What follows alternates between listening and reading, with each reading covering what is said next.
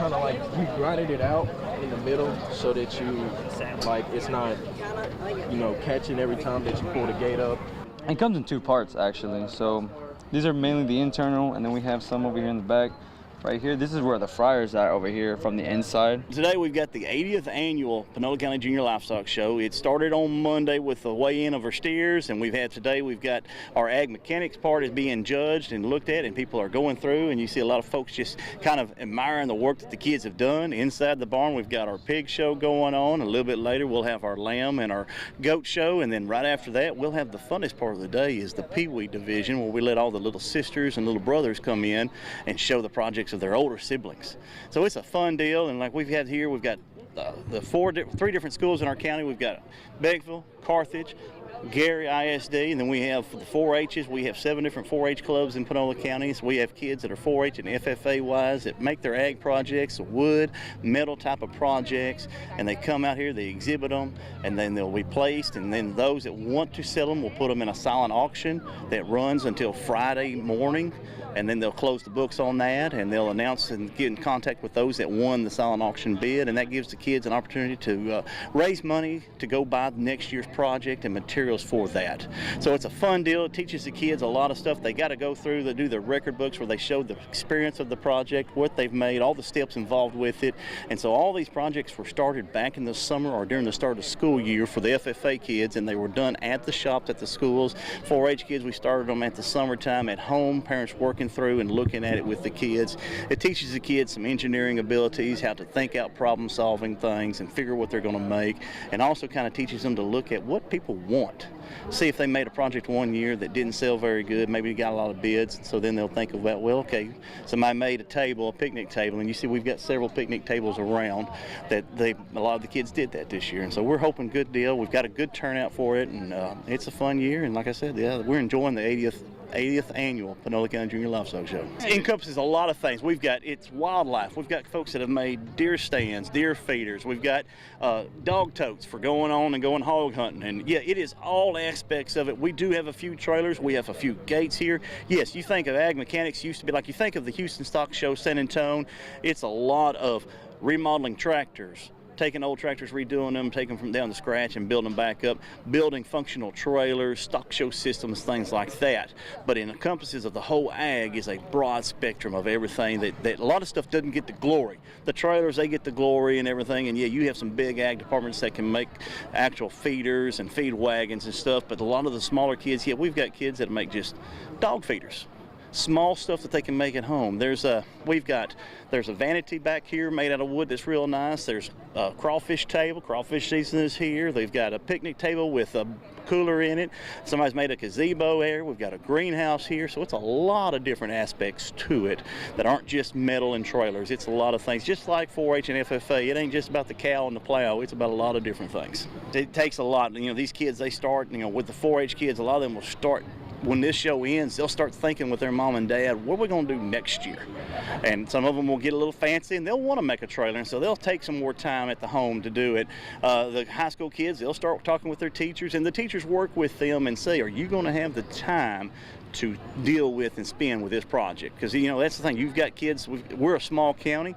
We've got Carthage is a 4A school, but Gary's a 1A, and Beckville's a 2A school. So a lot of those kids are doing a lot of different sport activities, and so the teachers work with them, and they find time for those kids to come into the shop to pour that time in that they need to make those projects and for them to do right. It's not just slapped together and put glue on it. They work at it and really do a good job with them.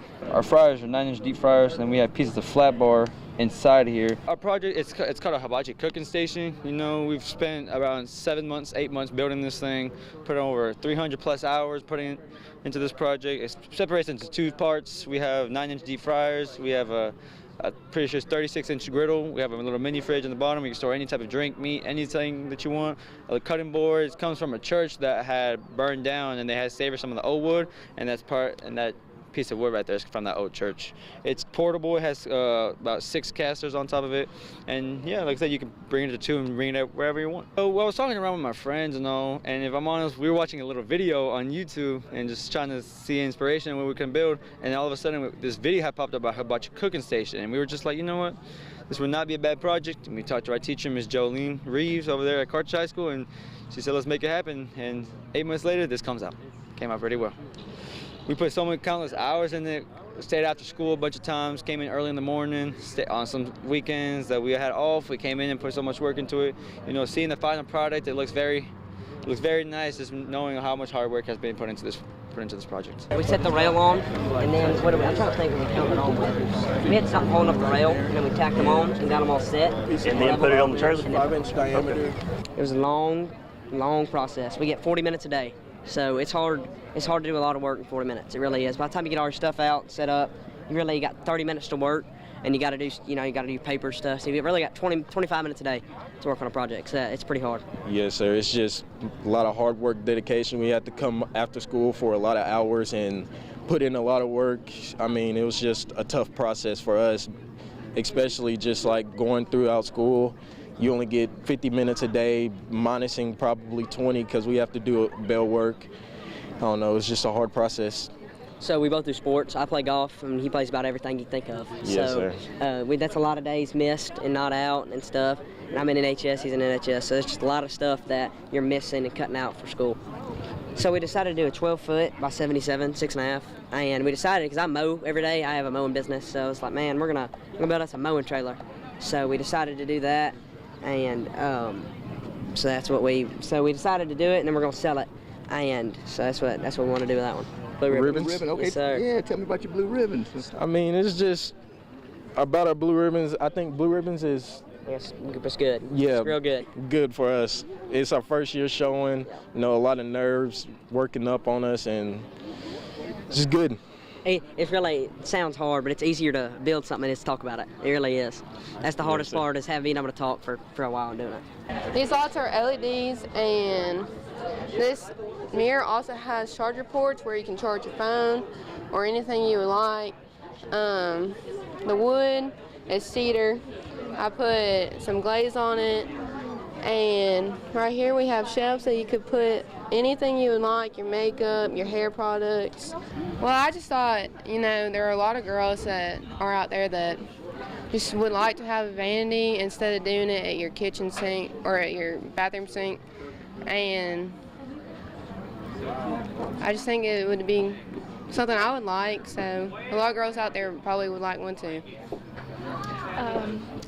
I think we decided to do the vanity different. You most see all vanities white and basic, but I really like the cedar look to it and the colors. We put about 54 hours into it.